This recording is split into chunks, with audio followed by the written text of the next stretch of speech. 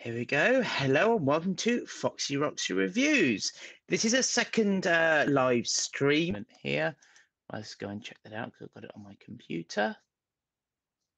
Here we go, just loading up the page. That's fine. Just make sure it's all up and running so we can just keep it on the chat if anyone wants to jump in.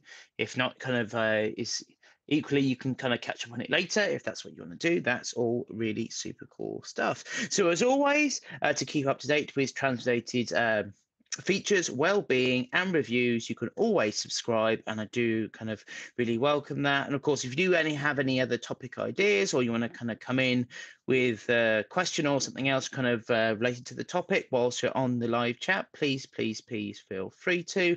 This is not just me kind of talking about an issue. This is something that we can kind of interact with. Anyone wants to jump in on it.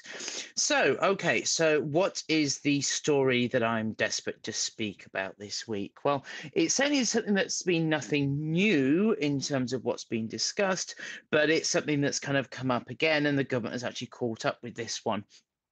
The basic consensus here is that the newspapers have been accused of fueling anti-transphobic kind of a moral panic here.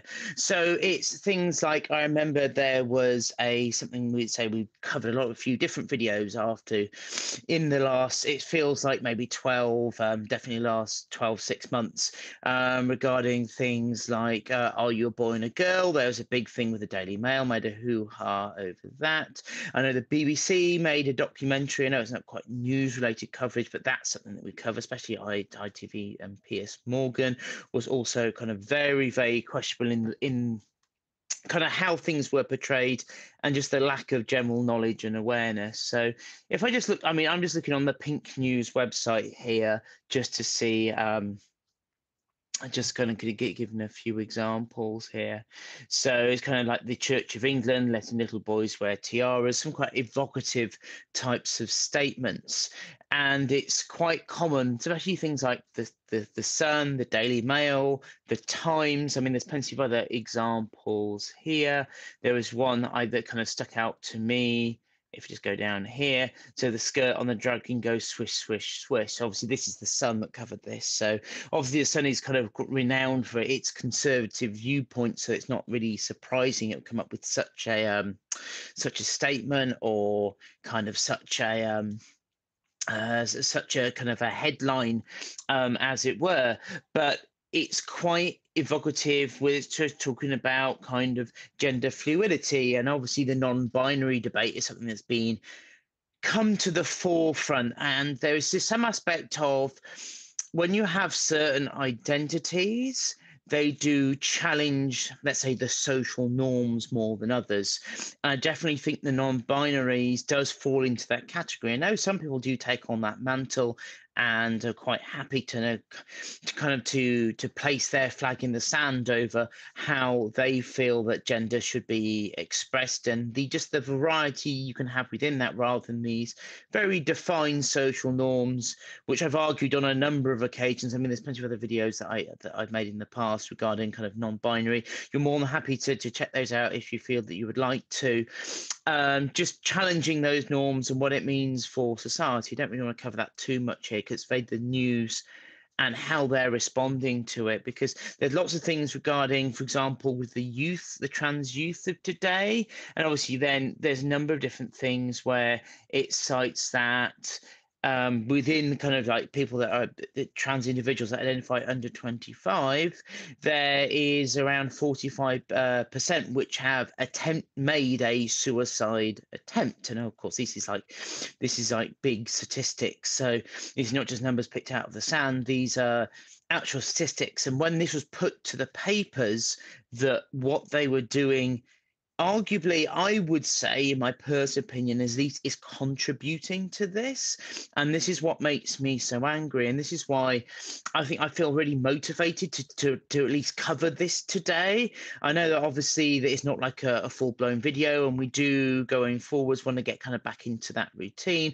But what I want to make sure, first of all, obviously we're getting back into making regular content that's available and the kind of that's accessible. But that's kind of one of the main motivations here, and this is one of the things that really concerns me, is that it's almost like it's a bit blasé, and it's like they're so desperate, because I see it as a kind of a desperation really by the papers, just to make a few kind of extra, few extra pounds and sell a few extra copies just to appear relevant. I think the whole way that we access media is changing, even now, this is something kind of live on YouTube. This whole concept that we just read papers or just watch the news and nothing else. There's so many other ways, kind of like Facebook and Twitter and social media, and so many other ways we get access to content. I think that newspapers are definitely losing ground, and arguably by doing things like this, I would see gradually losing relevance. I mean, for people maybe of my generation and before my generation, I know there's a big kind of dependence on the news or wanting to look at towards papers and those types of publications. What I wonder is if that is slowly diminishing over time, and we're going to get a situation where these types of things are going to become potentially outdated, I might argue, or even kind of becoming less relevant. And from my personal perspective, this, if anything, turns me away from looking at the press for coverage in the same way we've covered with a few different kind of news outlets, or kind of big some sort of kind of big kind of like production houses in terms of kind of TV stations like BBC and ITV and Channel 4, is that a fair number of these have made some what I would call at least ignorant pieces. I know it's very easy to say kind of the words transphobic and to maybe place a blame. I think that if you are someone that you want to have high standards in your production value and you want to be seen in that way, you have to take care and consideration with what you produce. And this is definitely something that I think that the papers are very quick to make a flash headline and things like that. I think what is interesting is from the paper's perspective, they're trying to represent the debate or to represent the challenges that obviously the trans community does question kind of these social norms and society as a greater whole.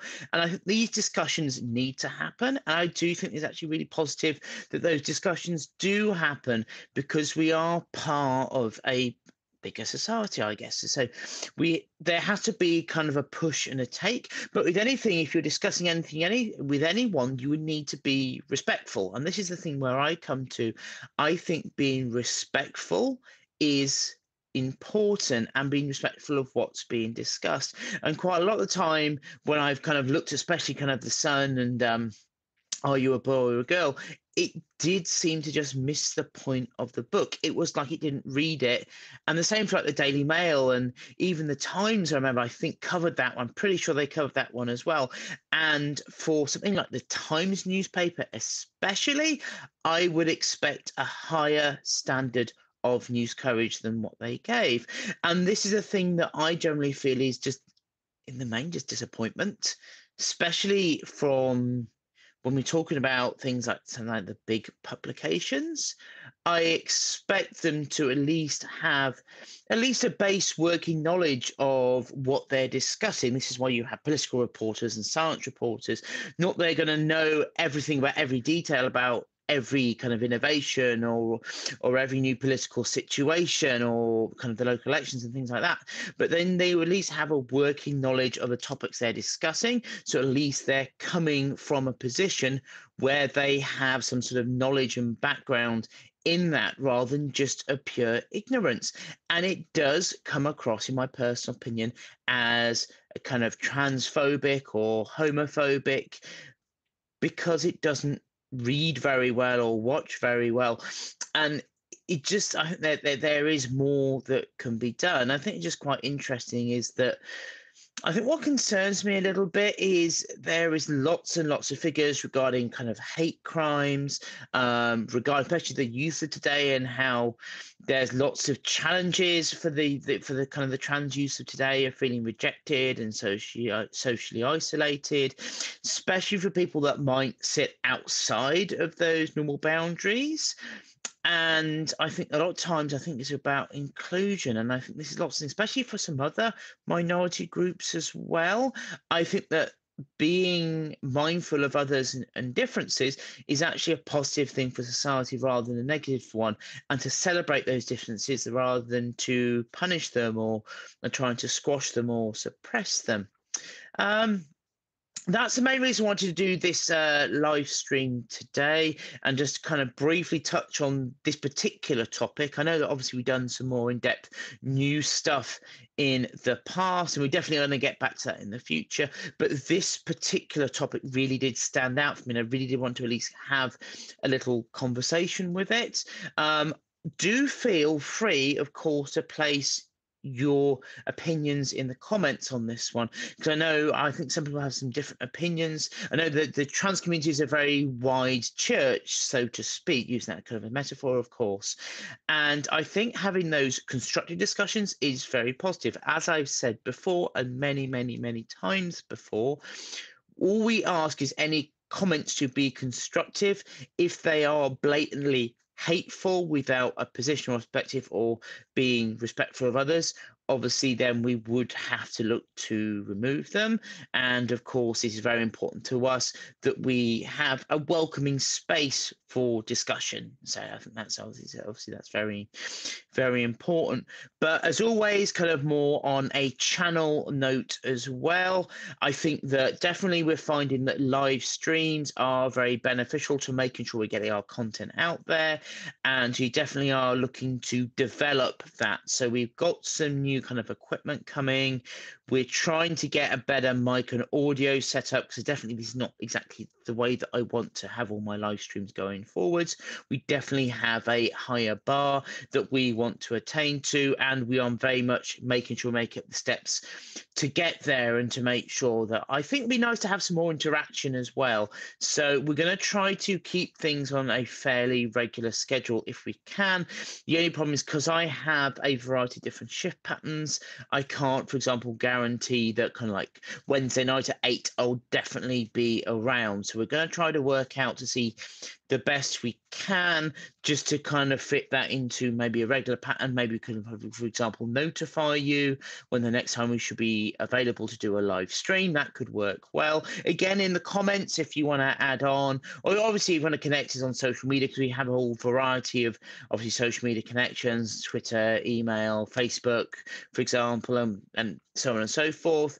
So again, if you want to tap us up on any one of those, both public and private, so please feel free to contact us in any way that you feel kind of most comfortable.